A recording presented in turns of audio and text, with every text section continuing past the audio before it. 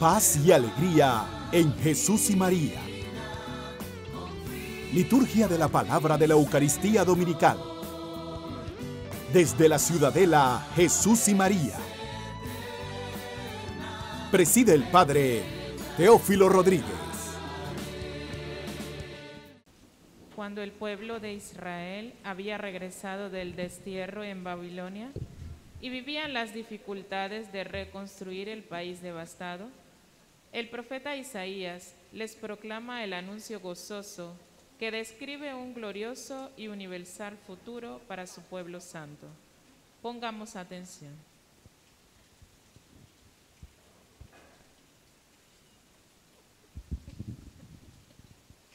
Del libro del profeta Isaías. Esto dice el Señor: yo vendré para reunir a las naciones de toda lengua. Vendrán y verán mi gloria. Pondré en medio de ellos un signo y enviaré como mensajeros a algunos de los supervivientes hasta los países más lejanos y las islas más remotas, que no han oído hablar de mí ni han visto mi gloria, y ellos darán a conocer mi nombre a las naciones. Así como los hijos de Israel traen ofrendas al templo del Señor en vasijas limpias, así también mis mensajeros traerán de todos los países como ofrenda al Señor a los hermanos de ustedes, a caballo, en carro, en literas, en mulos y camellos, hasta mi monte santo de Jerusalén. De entre ellos escogeré sacerdotes y levitas. Palabra de Dios. Te alabamos, Señor.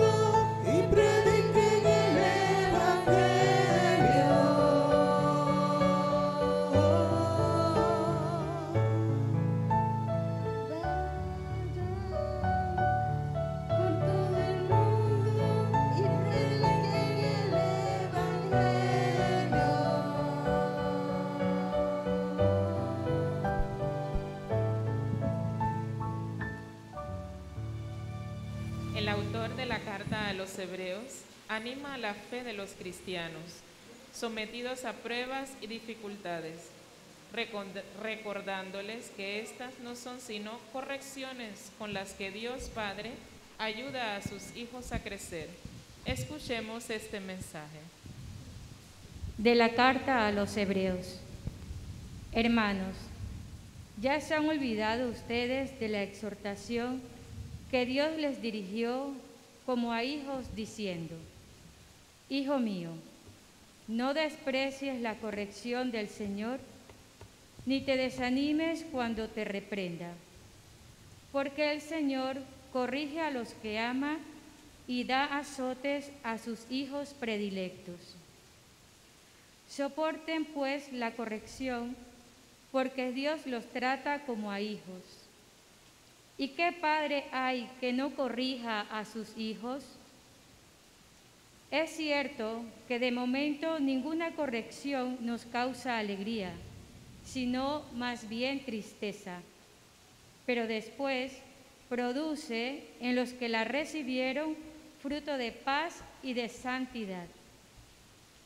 Por eso, robustezcan sus manos cansadas y sus rodillas vacilantes. Caminen por un camino plano, para que el cojo ya no se tropiece, sino más bien se alivie. Palabra de Dios. Te alabamos, Señor. Jesús explica hoy que si bien es voluntad de Dios que todos se salven, se requiere el esfuerzo de una vida coherente de fe de parte de quienes anhelan esa salvación.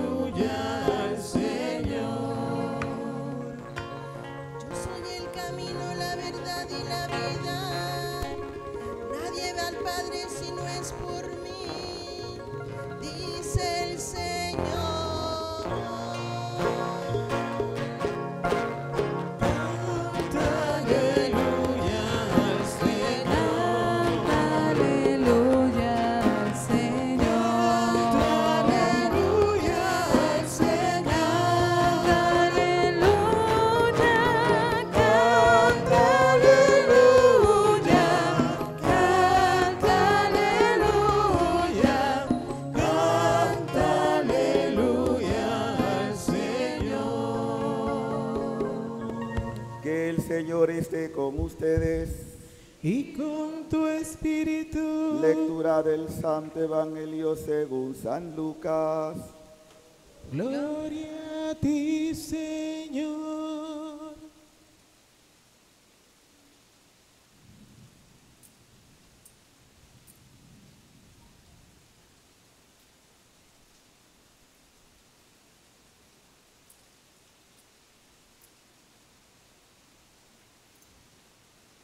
En aquel tiempo Jesús iba enseñando por ciudades y pueblos. Mientras se encaminaba a Jerusalén, alguien le preguntó: Señor, ¿es verdad que son pocos los que se salvan? Jesús le respondió: esfuércense en entrar por la puerta que es angosta, pues yo les aseguro que muchos tratarán de entrar y no podrán.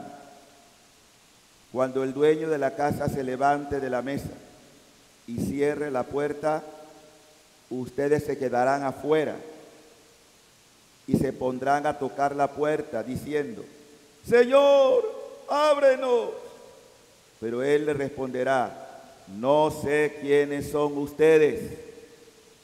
Entonces le dirán con insistencia: hemos comido y bebido contigo, y tú has enseñado en nuestras plazas. Pero él replicará: yo les aseguro que no sé quiénes son ustedes. Apártense de mí, todos ustedes los que hacen el mal. Entonces llorarán ustedes y se desesperarán cuando vean a Abraham, a Isaac, a Jacob y a todos los profetas en el reino de Dios, y ustedes se vean echados fuera.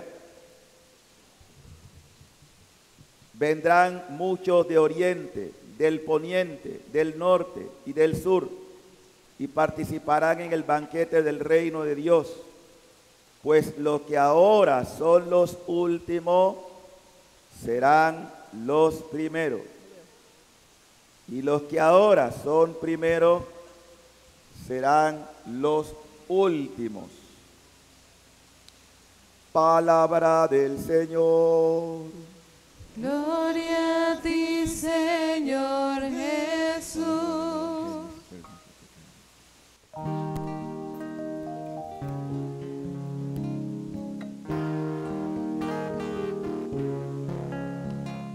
Ven, Espíritu de Dios, ven aquí. Espíritu de Dios, ven aquí y desciende sobre mí. Espíritu de Dios, ven aquí.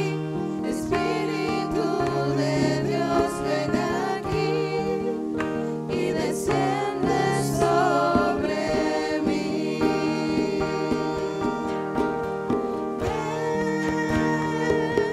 Oh, ven aquí. Espíritu de Dios, ven. Oh, ven aquí. Espíritu de Dios, ven. Oh, ven aquí. Oh, ven aquí. Oh, ven aquí. Dios Padre tierno y misericordioso, como baja la lluvia del cielo, sea también las gracias de tu Espíritu Santo, agua viva, penetrando en nuestro ser. Báñanos con tu gracia, para que amando y obedeciendo tu palabra, podamos estar gratos a tus ojos. Danos, Señor, la luz, la sabiduría, no solo para interpretar tu palabra, sino para obedecerla, para que tu palabra se encarne en nuestros corazones, y siendo de la generación de los últimos tiempos, podamos alcanzar el premio que tú prometes a los que te obedecen. Envía, Señor, la gracia de tu Espíritu. Renuévanos, santifícanos, llénanos de tu unción. Ven, Espíritu de Dios, haz tu obra en mí, haz tu obra en cada uno de nosotros. Dulce huésped de las almas, desciende en este lugar. Ven, Espíritu de Dios, ven, Espíritu Santo, llénanos, llénanos. Sopla tu Espíritu, Dios. Rúa, Espíritu de rúa, rúa, rúa. Dulce huésped de las almas, llénanos de ti. Santo eres, Señor. Te alabamos y te glorificamos, Señor. Gracias, Padre. Gracias por habernos convocado a tu casa. Gracias. Gracias, Dios. Y desciende sobre mí. Nos sellamos con la sangre del Cordero en el nombre del Padre, del Hijo y del Espíritu Santo. Paz y alegría. Hermanos y hermanas, como siempre, la palabra es fuego. La palabra es bendición. Saben ustedes que nosotros los católicos tenemos la ventaja en que en la misma liturgia servimos dos mesas. Es la única iglesia que tiene esta gracia, porque esta es la iglesia de Dios, verdadera. La liturgia de la palabra, que es la que dispone nuestro corazón a dejarnos interpelar, porque todos tenemos necesidad de ser cuestionados a la luz de la palabra, de ver cómo nos encontramos. Yo quiero hacer una pregunta para iniciar, porque esto es muy importante. Y sean honestos, porque Dios lo sabe que hay en cada corazón. ¿A ustedes les gusta ser corregidos? ¿A quién le gusta ser corregido? A nadie. No me digan que ay, me gusta. Toda corrección siempre nos causa, pero después nos damos cuenta que cuando es una corrección buena y justa, uno agradece. Y Dios es el primero que nos corrige, y nos corrige en su palabra. Por eso hay que estar atento. Si escuchas su voz, no endurezca tu corazón, Deja que la palabra sea permeable en tu corazón. Déjate instruir, déjate corregir. La primera lectura del profeta que estamos leyendo hoy, vamos a leer la parte de esa profecía de Isaías, parte, no toda, nos habla de la universalidad de la salvación. Desde siempre Dios ha querido salvar a toda la humanidad. No crean que Dios solamente vino por los judíos. Los judíos fueron el pueblo elegido como modelo, como una especie de heraldos, es decir, de aquellos que Dios expresamente lo eligió. Y yo siempre, cuando pienso en esto, digo, ¿por qué eligió a los judíos que eran tan tercos?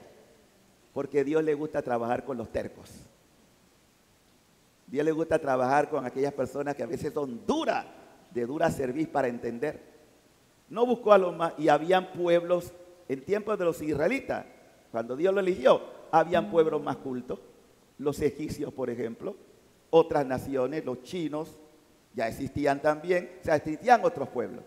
Dios eligió a los judíos porque le dio la gana y elige a quien Él quiere para sus grandes proyectos. En esa lección, los que han leído la Biblia o han estudiado algo, se dan cuenta todas las rebeldías y todo lo que le tocó a ellos vivir por desobediente.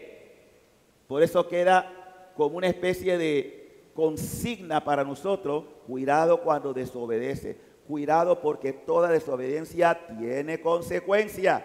Todo lo que no nos permite hacer la voluntad de Dios, tarde o temprano lo tendremos que pagar, tarde o temprano. No porque Dios no va a castigar, sino me castiga mi propia desobediencia. Así empieza entonces el profeta diciendo esta enseñanza tan hermosa.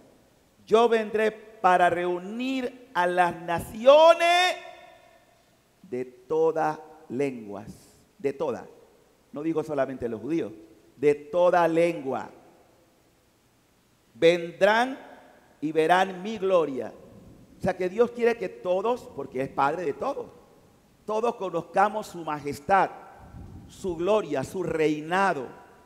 Y Dios, aunque muchas veces nos parezca imposible, porque cuando uno hace un análisis de la realidad que vive nuestro mundo, de violencia, de odio, de maldad, de traiciones, de tantas cosas feas, uno se pregunta, ¿y es posible que venga un reinado donde Dios impere, donde Dios realmente se muestre con toda su gloria? Pues lo que Dios dice, lo hace. Quiero escuchar eso. Porque Dios es Dios y Él no miente como nosotros. Lo que Dios dice, pero a su hora.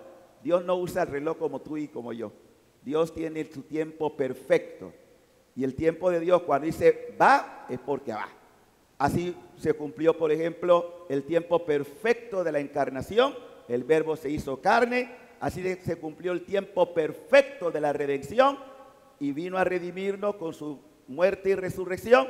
También se debe cumplir el tiempo perfecto. Hágase tu voluntad en la tierra como en el cielo. De esto estamos hablando y no me voy a cansar de hablar, porque las tragedias de cada persona y del mundo consiste precisamente en esto. Todos queremos hacer nuestra voluntad humana, no la voluntad divina. Y por eso nos estrellamos constantemente, porque hay una terquedad en mi voluntad humana que lucha contra la voluntad de Dios, y eso no me permite crecer ni en virtud ni en santidad. Pero como Dios no impone sus cosas, sino que siempre es una propuesta amorosa, por eso es Padre tierno y misericordioso, porque quiere que tú, después de tantos estrellones, digas: tú tienes razón, tú tienes la razón. Dios nunca va a perder, hermanos. Si Él es Dios perfecto, imperfectos somos nosotros, por el pecado, obviamente. Entonces promete nuestro Dios, dice que esa manifestación gloriosa va a ser para todos los pueblos. Así como los hijos de Israel traen ofrenda al templo del Señor, cuando escribió el profeta Isaías eso se cumplía, así también mis mensajeros, es decir, aquellos que hemos recibido, porque ahora yo pregunto, ¿quiénes han recibido el mensaje de Dios para comunicarlo? ¿Quiénes? ¿Quiénes? A ver, como que no oigo ni estoy, como que hay confusión aquí. Voy a repetirlo otra vez con calma. ¿Quiénes han recibido el encargo de lo que han recibido de parte de Dios a través del Evangelio? Están llamados a comunicarlo. ¿Quiénes? Diga yo. ¿Ustedes están convencidos? Todos ustedes, yo, por mi bautismo, estoy llamado a dar testimonio de lo que he recibido. Si yo soy un hijo de Dios y yo estoy obediente a su palabra, yo tengo que testificar lo que he recibido. Pregunta, ¿lo estás haciendo? Pregúntale que está a tu lado, ¿lo estás haciendo? ¿Estás testificando?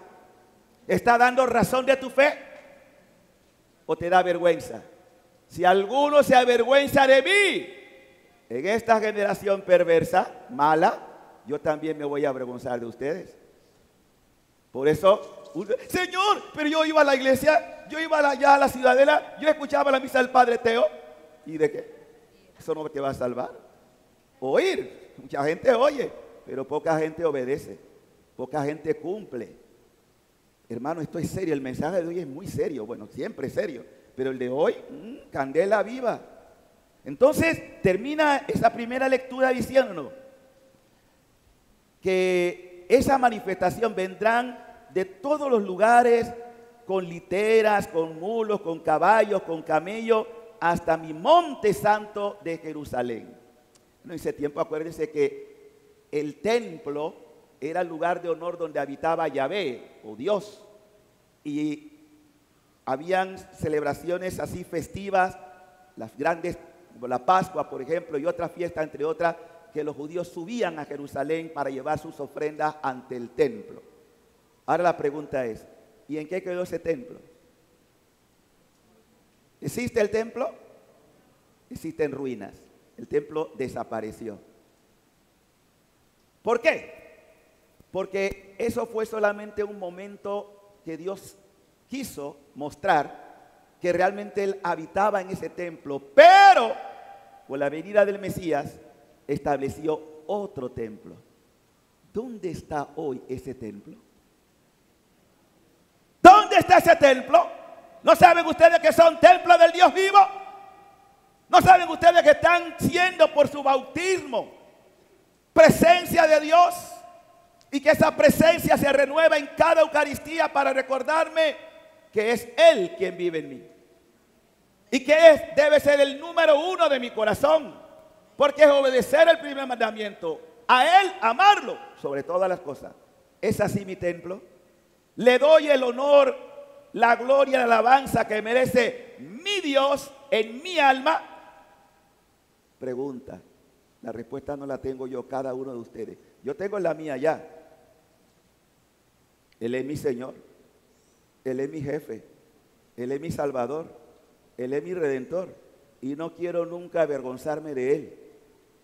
No quiero avergonzarme jamás de Él. Entonces, yo recibí una misión. Tú recibiste una misión por tu bautismo. Y así entramos entonces en la segunda lectura. Ya Nuevo Testamento. Recuerden que este era el Antiguo Testamento. Pero la palabra de Dios no porque sea el Antiguo Testamento pierde vigor. No, todo lo contrario. Siendo palabra de Dios, es palabra permanente, es palabra que todavía tiene vigencia. Pero como la revelación es progresiva y se va ampliando, se amplía plenamente en Cristo.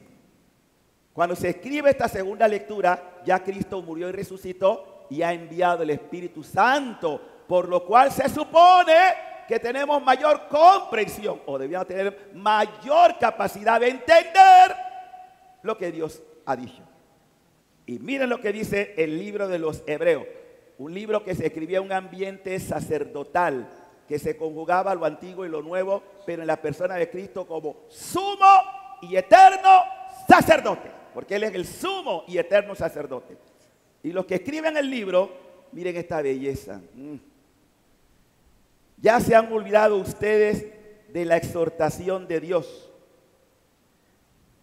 Ya se han olvidado. ¿Cuánta gente no se ha olvidado de lo que Dios nos ha dicho? ¿Por qué los templos no están llenos? ¿Por qué muchos bautizados no practican su fe? Porque se olvidaron de Dios. Ya se han olvidado. Y miren que esto está escrito siglo I, aproximadamente, de las exhortaciones que Dios les dirigió como a hijos, porque Dios nos habló en Cristo. El Hijo perfecto del Padre nos vino a hablar de parte del Padre. El que me escucha a mí, escucha a mi Padre. El que me ve a mí, ve a mi Padre. El que me obedece a mí, obedece a mi Padre, porque yo y el Padre somos uno. Parte de lo que Jesús predicó. Entonces hay que escuchar a Jesús. Escuchar. En el antiguo a los profetas, ahora este es más grande que los profetas. Estamos escuchando a Jesús. Miren lo que pasa en las naciones. Ayer que estábamos celebrando a San Bernardo, uno de los grandes santos de Francia, cuando tú empiezas a ver la cantidad de santos que ha tenido Francia, que ha tenido España, que ha tenido Italia, y miren cómo están esos pueblos hoy cristianizados, fundados por la fe cristiana. Hoy hay cantidad de agnósticos y de ateos. Le han dado la espalda a Dios. Le han dado la espalda a Dios. Estoy poniendo, como se llaman, las tres hijas de la iglesia, porque así se le consideraba. Se le consideraba porque ya perdieron. Ahora tenemos muchos pueblos aquí en nuestra América. Nicaragua, por ejemplo, una nación muy mariana. Lo mismo Colombia. Pero también hay ese coqueteo, Venezuela igual, ese coqueteo de estar diciéndole, no necesitamos de Dios, no necesitamos que nos oriente, nosotros podemos tener una sociedad laica donde Dios no cuenta, vamos a quitar a Dios de las escuelas, vamos a quitar Estados Unidos, vamos a quitar a Dios de la oración, que el nombre de Dios sea proscrito. Eso es lo que le estamos diciendo al Señor. Entonces, por eso el libro tiene vigencia y dice, ustedes se han olvidado de las exhortaciones como hijos, diciendo, hijo mío, no desprecies la corrección del Señor. Dios está hablando, hermano, y está hablando hoy, habla hoy, porque la palabra es para hoy. No desprecie la corrección del Señor, ni te desanimes cuando te reprenda. Miren, hermano, yo creo que todos nosotros tenemos un poco de coquetón aquí en la cabeza. Y terca. Escucha y obedece, porque somos necios. A ver, esta niña, ¿ustedes no la corrigen? Mal ejemplo darían si no la corrigen. La corrección en el momento, ¡ay, me duele! Mamá tenía, y bueno, mamá más que papá, porque la que puso orden en casa de nosotros fue mamá más que papá. Mamá siempre fue una mujer pero le agradecemos a Regula esos momentos en que... Y doña Chancleta no fue un problema, ni me llevó a un trauma ni a un psicólogo. No, bendito sea Dios de la... Gracias, mamá, por corregirnos. Gracias. Hoy estaríamos como están esos hermanos nuestros jovencitos en Colón que no tuvieron un papá, una mamá que le dijera por ahí, ¿no? Y contemple. no consintiendo todo, porque ese es un gran pecado que cometen los padres. Piensa que consentir todo. Yo no sé, yo creo que a Yaxito le tocó usar rayacoco. Aunque, ¿qué era la rayacoco? Una zapatilla, tú no podías, no todo el mundo tenía una estar esa, no, era demasiado billete, hermano. Yo con mi rayacoco y con mi ese zapato de ¿cómo le llaman? No, los zapatos esos usaban que era de caucho. Sanda. Costaban 2 y pico. Y así íbamos a la escuela. Estoy traumatizado por esto. ¿Por qué? Gracias, papá. Gracias, mamá. Corrección. Hoy en día los papás pueden tomar una gran equivocación de estar consintiendo en demasía a sus hijos. No quiere decir que no puedan tener actos de amor, pero la corrección nunca debe faltar. Porque lo que crece torcido, torcido se queda, si no hay corrección. Y así empieza la palabra diciéndolo. Por eso decía, ¿nos gusta la corrección? Ay, no. Yo recuerdo, perdonen que haga referencia personal, de una cosa que yo aprendí con mi papá. Mi papá no era mucho de llamar la atención, pero una vez me dio un correazo, siendo niño, todavía lo recuerdo, porque cuando yo vivía en calle 5, y me robé una máscara de esa que usaban, dice que para la lucha. Cuando llego con eso a la casa, ¿y tú dónde sacaste eso? No, yo pagué 50 centavos por eso, no sé qué. Mi papá, devuelve eso, y me dio una rejera. Cosas que no se olvidan. ¿Qué aprendí? Las cosas ajenas no se toman. ¡No se toman! Porque eso es contra el mandamiento de Dios. No robarás. Si nosotros cumpliéramos, ¿ustedes se imaginan si Panamá, cada panameño, aquí hablamos de corrupción, pero todos nosotros tenemos algo de corrupto? A veces, sí, vemos la corrupción en el sentido, pero dice la Biblia, el que es fiel en las cosas pequeñas, lo será en las grandes. Y yo he aprendido que aunque sea un centavo de una persona que no me toca, yo no debo tomarlo. Aunque sea un centavo, porque eso se llama robar. Si yo no corrijo eso, hoy fue un centavo, mañana $1, después $10, cuando sea grande serán millones. Pero no cometo yo un acto de corrupción cuando en el Juegavivo voy haciendo cosas que sé que no están bien a los ojos de Dios. Por eso yo soy de la convicción de que corrupción es sinónimo de pecado y el pecado no se debe cometer. Porque daremos cuenta, yo puedo decir, nadie se dio cuenta de la trampa que hice. Quizás para el mundo, pero para Dios. ¿A dónde iré lejos de tu rostro? ¿A dónde me voy a esconder de tu mirada?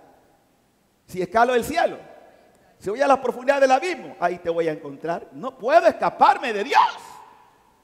Por eso digo que el problema que tenemos en la sociedad de hoy tiene un nombre muy concreto. Falta de temor de Dios. No hay temor de Dios. No hay Dios que me pida cuenta, porque prefiero eclipsarlo para decir, no voy a darle cuenta a nadie. Mira lo que dice la Biblia. De cierto que de momento ninguna corrección nos causa alegría. Ay, el padre me dijo tal cosa. Ay, la hermana me dijo tal cosa. El hermano me dijo tal cosa. No me gustó lo que me dijo. Pero si lo estoy diciendo por tu bien, en el momento tú no lo vas a digerir bien. Pero pasado el tiempo dice, gracias. Por eso digo, hay cosas que uno después termina agradeciendo. Por eso digo, de las cosas que yo recuerdo, de mi papá fue esa. No tome los bienes ajenos. Y no que mi papá fuera un practicante, Papá se convirtió ya muy tarde. Pero bueno, yo creo que dio en su momento signo de que había sido una persona muy honrada. Y esto tenemos que aprenderlo.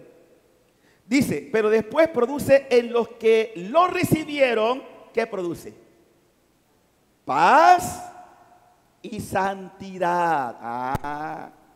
Yo creo que mi papá debe estar orgulloso ahora de que su hijo está optando por la santidad. Porque también lo ayuda a él a subir al cielo. Así que él, dando y dando, ¿no? Todos tenemos que ayudarnos. Entonces piensen seriamente en esto, queridos hermanos. Cuando tú recibes una corrección, no te quedes solo con el lado malo, porque a veces nos quedamos con el lado malo. Busca siempre el lado bueno. Siempre hagan este ejercicio. Está bien, me dolió, pero ¿qué puedo sacar de bueno? No te quedes solo con lo malo, porque te vas a amargar la existencia y te vas a convertir en enemigo de la persona que te quiso corregir. No, gracias Señor. Entonces le puse paz y algo que yo lo tengo decidido: santidad. Yo quiero ser santo. Entonces por eso yo no quiero vivir un doble discurso. Miren, cuando yo le estoy predicando a ustedes y en todo lugar últimamente cuando predico, yo soy consciente de lo que estoy diciendo, porque el primero que me exijo soy yo. Ustedes no me pueden exigir a mí, pero yo sí me puedo exigir. Y yo sé que hay cosas que yo no debo hacer, que si pude haberla hecho en su momento y me duele haberla hecho, me arrepiento de corazón de haber ofendido a Dios. Pero yo no quiero. Yo he visto muchos hermanos míos últimamente, por lo menos en este mes, de 3 hermanos sacerdotes distintos que han abandonado el sacerdocio. Yo no quiero caer en eso jamás. Oro por ellos y le pido a Dios siempre en mi oración, Señor, que su alma no se pierda.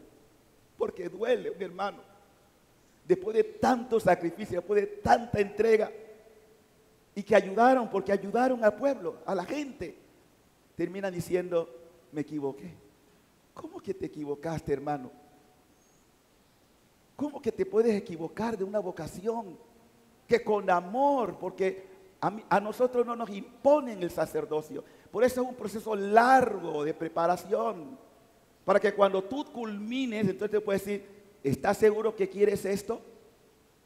La iglesia no improvisa un sacerdote. La iglesia, para que sea un sacerdote, por lo menos son 7 años de formación intensiva. Y después la prueba que tiene que pasar los primeros años. Es una lucha. Nadie va improvisado. Por eso, en ese sentido, la iglesia tiene razón de preparar bien y que disciernan bien lo que van a abrazar. Y eso da un dolor cuando tuvo un hermano tuyo. Yo no juzgo las causas, eso le toca al Señor. Pero duele, yo no puedo decir, ay, qué alegría que un hermano mío, cuando tenemos tanta necesidad de pastores. A mí me duele que me llamen de todas partes o que venga gente porque no hay sacerdote disponible para aconsejar, para orientar. Este es un problema serio. No hay muchos pastores que puedan estar en esto para corregir. Porque hay gente que ve una cantidad de pecados. Los casos que vienen de gente que ya no le encuentra sentido a la vida y quiere matarse. Porque piensan que esa es la única opción. Diablo desgraciado, metiéndole a la gente esa mentira de que tu solución es que acabes con tu vida. Cuando la vida es el mayor don que Dios me ha dado. Dios me trajo de la nada a la existencia con un propósito. Y quiero que ustedes lo tengan claro, díganlo conmigo. No hay vida sin propósito. Otra vez. Por tercera vez. Entonces entiende que tú no estás en esta vida improvisado. Dios tiene contigo un gran propósito de santidad. Bendito sea Dios. Lo tiene. Por eso sean conscientes, hermanos y hermanas. ¿Por qué estoy en este mundo? Yo sé que hay cosas que a veces nos cuestan, pero la Biblia es clara. La palabra de Dios no puede contradecirse. El Señor corrige a los que ama y da azote a los hijos predilectos. Con razón tengo tantos problemas. Con razón. Da azote. Quédate bien, Lucas, que siempre andas muriéndote. Ahí está. Da azote a los hijos. Dígase, Dios te azota porque eres su predilecto. Te azota. Hermanos y hermanas, ustedes piensen que esta vida, ¿quién le dijo a ustedes que esto iba a ser fácil? El que les habló, mira, iba a ser todo bonito, tú vas a estar mejor que en las mejores playas, en camas, en hamacas, tomando agua de coco, y no vas a tener ninguna dificultad, ningún problema. Te engañaron. Te engañaron. Hijo mío, si te decides servir al Señor, prepárate. Ahora por eso van a tirar la toalla. Es cuando más abraza la cruz y con ella abraza a Jesús. Para que terminen las tinieblas. Y así. Y así amanezca la luz. ¿Cómo dice la canción? Abraza la cruz, abraza a Jesús, para que terminen las tinieblas y así amanezca la luz. ¿Qué pasa después de una noche oscura? ¿Qué esperan ustedes? No hay santo que no haya tenido noches oscuras. Las noches oscuras son propias de un alma predilecta. Ojalá salieran con esta consigna. No hay gloria sin cruz, hermano. Y no es porque Dios me quiera torturar, no. Las cruces son purificaciones. Eso es, purificaciones, no castigo. Purificación. Hasta que usted no entienda este lenguaje, no va a aceptar. Se va a rebelar contra Dios. Y miren cómo termina el texto. Cuando el Señor dice, pero después dice, es cierto que de momento ninguna corrección nos causa alegría, ninguna corrección, sino más bien tristeza o depresión. Mucha gente que está depre, pasando noche oscura, pero como no ha sabido manejarla porque no tiene la luz de la palabra. Por eso es tan importante la predicación, por eso es tan importante exhortar en la palabra, porque Dios no nos está diciendo nada que Él no sepa que ocurra en el ser humano. ¿Por qué muchos casos? Porque o sea, ¿cómo manejar una depresión? ¿Cómo manejar un momento de tristeza, de angustia, de ansiedad? A la luz de la palabra. Pero cuando digo a la luz de la palabra, es obedeciendo lo que Dios está diciendo. Dios está diciendo, mira, te estoy purgando. Te estoy perfeccionando. ¿Ustedes han visto alguna vez el alfarero cuando está trabajando el barro, que el barro, ¡ey, quítame esta pieza! ¿Dice eso el barro? Me vas a desbaratar. Pues. Desbarátame, pues. Yo le digo al Señor, destrámpame, desbarátame, pero hazme vasija nueva. Amén. Y todos necesitamos eso. Moldéame, Señor, moldéame a tu imagen. Y termina diciendo, por eso robustezcan sus manos cansadas. Cansado del camino, cansado del camino. Ya, está bien.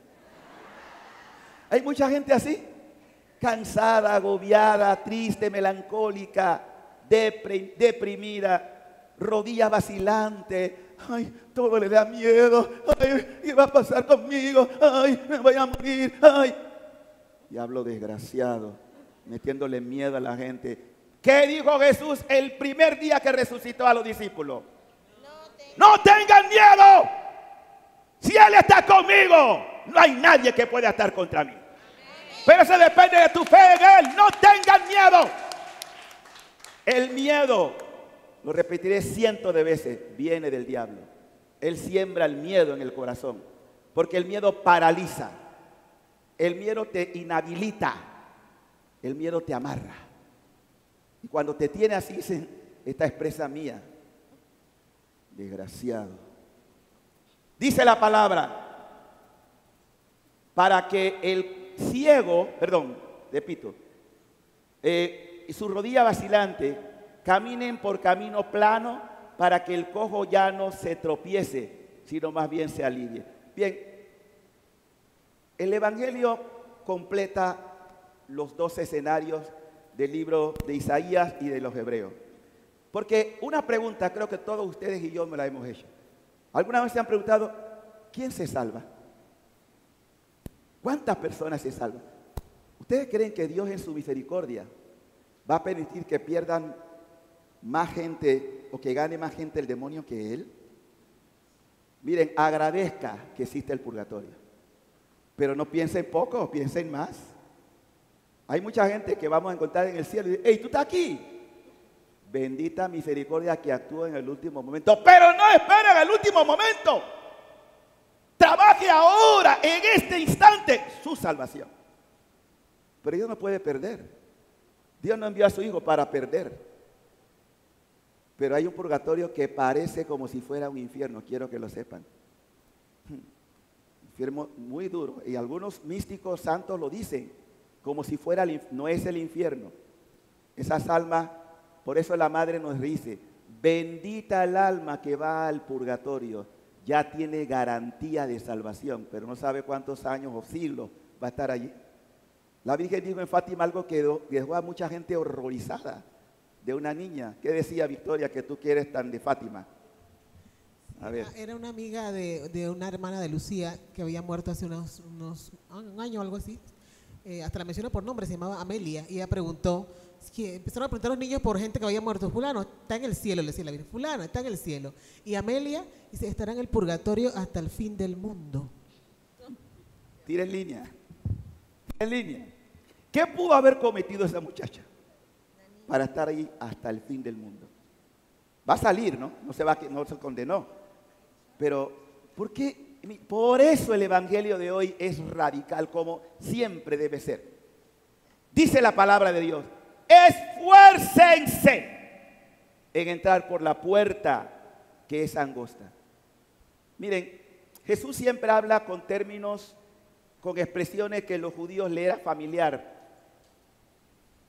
Las ciudades normalmente estaban amuralladas. Habían los grandes portones y dentro de esos portones habían puertas más pequeñas donde la gente solía entrar. Incluso cuando ustedes van a la Basílica de Belén, claro que eso se hizo por otro sentido histórico, pero tiene diríamos, mucho significado. Porque los bárbaros cuando entraban a profanar las iglesias, entraban montados en caballo.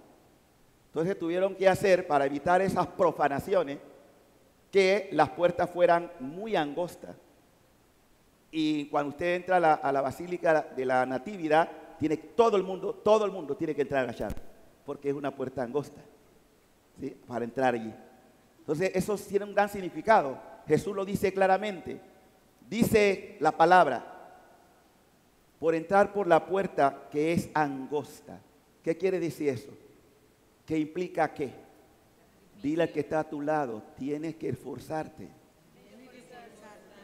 El problema es que la gente no se quiere esforzar, la gente quiere todo suave, la gente quiere todo sin mayor esfuerzo, la gente no quiere complicaciones. El reino de Dios no se gana sin esfuerzo.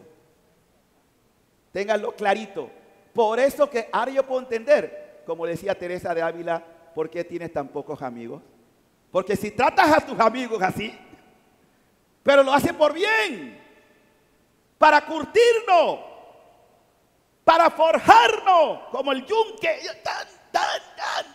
está que te forma.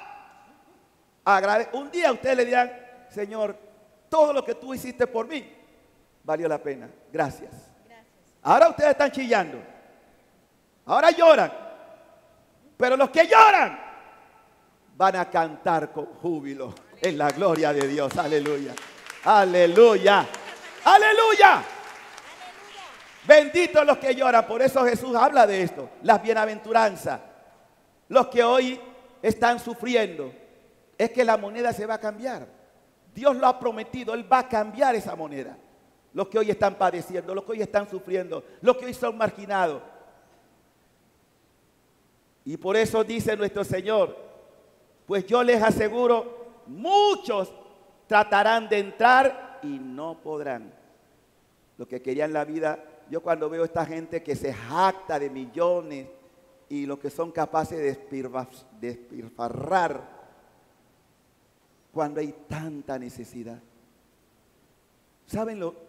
Ustedes saben que los 10 millonarios que hay en el mundo, los 10 grandes millonarios que hay en el mundo, si invirtieran, voy a poner una tercera parte de los bienes que tienen, solucionarían el problema del hambre en este mundo. ¿Sabía eso? La tercera parte, ni siquiera todo. Pero somos como lo dice el Señor de aquella parábola que el hombre tenía tantos bienes ganados, acumulados. ¿Qué voy a hacer? Ya sé qué voy a hacer. Voy a hacer tiendas más grandes. Porque el que quiere más.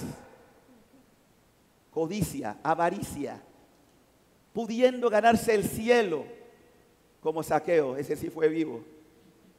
Sabía que había robado. Porque miren, no me diga que toda la fortuna que tiene la gente de hoy fue sin ningún problema, sin ningún negocio sucio. No me venga con ese cuento. Con esto no tiene que todos, pero la mayoría, ojo, alguna injusticia se cometió para tener tantos bienes. Alguna injusticia, pero eso no lo juzgo yo, eso lo juzga el Señor. Yo no voy a decir quién es, yo tampoco con esto voy a decir. Por eso Jesús, miren, Jesús fue el hombre más millonario. Sí, él era Dios, dueño del oro y la plata. ¿Cómo nació? ¿Cómo vivió? ¿Cómo murió? La riqueza no es las cosas materiales. Yo no me voy a llevar nada de esta vida. ¿Han visto a un millonario que se ha llevado toda la fortuna y todo el banco completo al cementerio? Otro lo gozará después. ¿Lo han visto? Díganme y me convierto. No. No.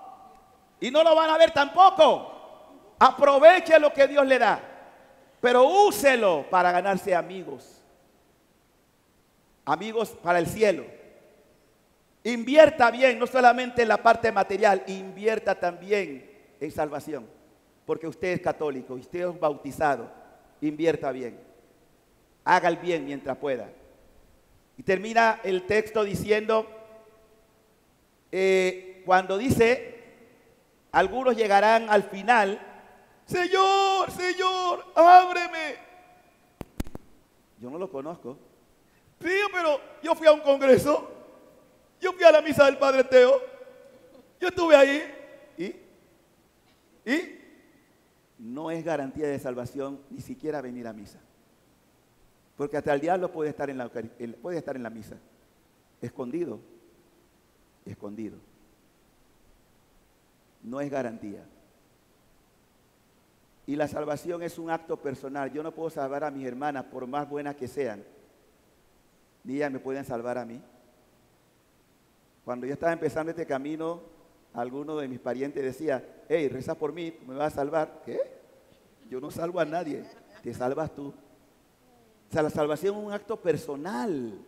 Por más que yo quiera, tú tienes la decisión de decir, ¿acepto o no acepto?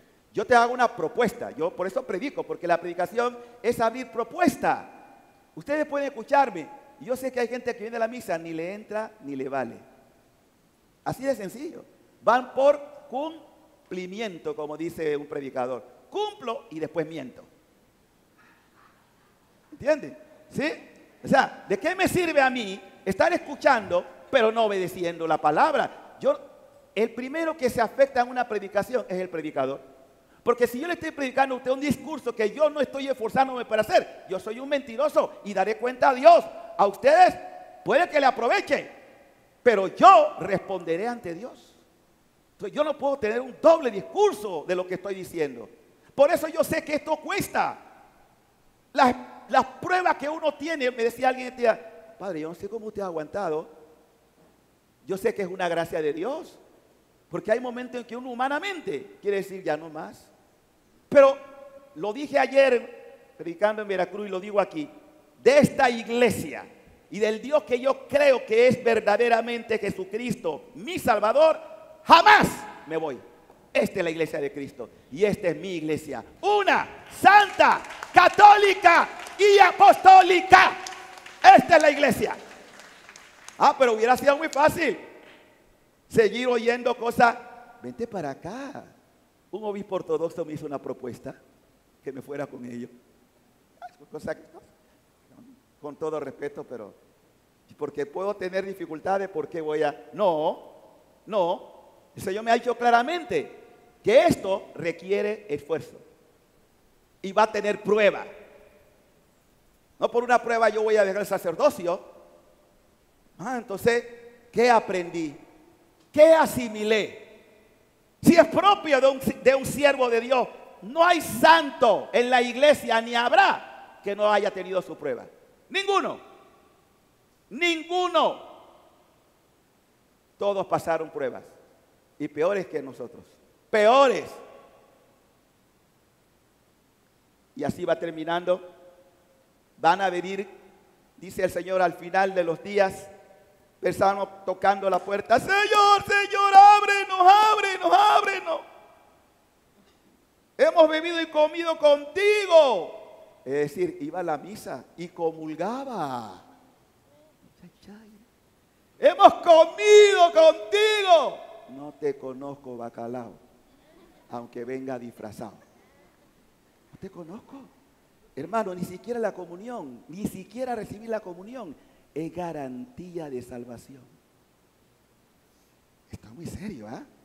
San Pablo lo dice claramente en 1 Corintios capítulo 11. Ahí está. Si comen y beben el cuerpo y la sangre de Cristo indignamente, comen y beben su propia condenación. Dura palabra. Ahora pregúntese, ¿cuántas comuniones son sacrílegas? Gente en pecado mortal. No tiene temor de Dios, no ha pedido perdón por lo que hizo, pero para aparentar ante los demás, cuerpo de Cristo. Amén. Y sigue la sinvergüenzura. ¿A quién crees que engañas? Te engañas tú. Señor, yo comí contigo. No te conozco. Dios mío. Dios mío. Hermanos, tengan temor de Dios. No jueguen con su salvación. No juegue con su salvación, se lo pido. Hermano Pedro Betancourt, beato, santo ya, de Guatemala, era su pregón. Recuerda que solamente tienes un alma, una. Si la pierdes, no la recobrarás. Una sola alma tenemos. Si la pierdo, no la recobraré. No hay dos almas, hermano, es una sola alma. Cuida tu alma. Este pellejo, cuando yo me veo a mí ya calvo en el espejo, me digo, wow, lo que el viento se llevó. Ya estoy como Enrique, aquí ya la corona, aquí. ¿Verdad? Lo que el viento se llevó. El día que pele el bollo, no puede decir el Señor, tú no me diste tiempo para arreglar las cosas. Yo no quiero morir con cosas pendientes. Y yo lo mismo le digo a ustedes, no mueran con cosas pendientes, arregle su vida ahora. Ponga orden ahora. Usted no sabe si saliendo de aquí pueda morir atropellado, accidentado. No me escuche, Señor, para que no se asuste la gente, pero son realidades. Yo mismo puedo morir en un infarto. Hay sacerdotes que han muerto predicando. Qué muerte tan linda, ¿no? Predicando. La muerte me puede sorprender aun gozando de buena salud. Puedo morir en este momento. Hay que estar preparado. Y así el Señor termina el discurso de Lucas, dice, vendrán pues muchos de oriente y del poniente, de oriente y occidente. Le hablaba a los judíos de su época. Del norte y del sur, y participarán en el banquete del reino de Dios. Pues los que ahora son primeros, es decir, los judíos, serán, perdón, los que ahora son últimos, los últimos, somos de la última ya. Somos del Concolón. Por eso somos de Colón. Del Concolón. Somos los últimos. ¿No ven cómo está Colón? Pero Dios fija su atención en ciudades como esta, porque somos los últimos. Pero de los últimos, Dios sacará primero. Amén. ¿Cuántos dicen amén? ¿Cuántos dicen amén? Dios saca, hermano. Para Dios no todo está perdido. Puede que para los hombres sí, pero para Dios no. Esa chusma de colonense todo maleante. Bueno, también de maleante Dios saca santo. Amén. Amén. Entonces termina la palabra diciendo, eso que son los últimos, ahora son primeros. Y lo que se consideraban los primeritos, ahora son los últimos. Así trabaja Dios. Pidamos en este momento la gracia del Espíritu, que esta palabra recibida tenga efecto en cada corazón. Que no juegue con mi salvación. Que un día se me va a pedir cuenta. Nosotros ya hemos tenido muchos hermanos, hermanas que se han ido, ya pasaron a mejor vida. Solamente Dios sabe dónde se encuentra cada uno, o en el purgatorio o en el paraíso. Espero que ninguno esté en el infierno, porque también existe el infierno. Si no quieres ir allá, entonces decídete y esfuérzate por obedecer a Dios. Y cuando te corrija a través de su palabra, no te rebeles. Baja la cabeza y di fiat. Aunque no entiendo tu voluntad, Señor, quiero hacerla. Aunque a veces todo esté contra mí, quiero seguir confiando en ti. Que nada ni nadie me aparte de esta fe de mi iglesia católica, donde tú has puesto, Señor, todos los recursos para que nos salvemos, para que nadie se pierda. Gracias, Señor, por la iglesia. Gracias por los sacramentos. Gracias por tu palabra. Gracias por la Eucaristía. Gracias por los pastores que nos das para que nos instruyan en tu palabra. Gracias porque tú das palabra de vida eterna. Gracias porque has sido bueno, Señor. Gracias por cada corrección que tú me has dado a lo largo de mi vida. Gracias por cada ejemplo, porque todo contribuye para el bien de mi alma. Alabado sea, Señor. Exaltado, Dios, de toda majestad. Recibe mi gratitud, recibe mi alabanza. Bendito seas, mi Rey. Nada te turbe. Gracias, Señor. Nada te quite la paz. No lo permitas. La paz que Dios te dio con su amor, y nada te haga dudar de su amor. Nada te turbe, no tengas miedo, no te asustes. Nada te turbe. No tengas miedo. No te apartes de Dios. Él lo hace por bien tuyo. Nada te espante. Si tienes a Dios, no tienes todo. Si no lo tienes a Él, no tienes nada. Nada. Lo puedes soportar en Dios, mi Salvador y Señor. Pues nunca se apartará el Señor. Nunca se apartará de ti. Nunca se agotará. Nunca se arrepentirá de haberte dado su amor. Él en sus brazos te llevará. Él contigo sufrirá y también sonreirá. Dios te ama. Dios Pues te ama. Él te ama. Más que a tu padre, más que a tu madre, te ama Dios. Dios te ama. Digan conmigo, Padre, me pongo en tus manos. Haz de mí lo que quieras. Sea lo que sea. Estoy dispuesto a todo. Lo acepto todo. Con tal que tu voluntad se cumpla en mí. No deseo nada más. Te confío mi alma. Te la doy con todo el amor de que soy capaz. Porque te amo y necesito darme. Ponerme en tus manos con una confianza absoluta. Porque tú eres mi Dios, Padre tierno y misericordioso. Amén. Amén y amén. Que todos sigan pasando un feliz día.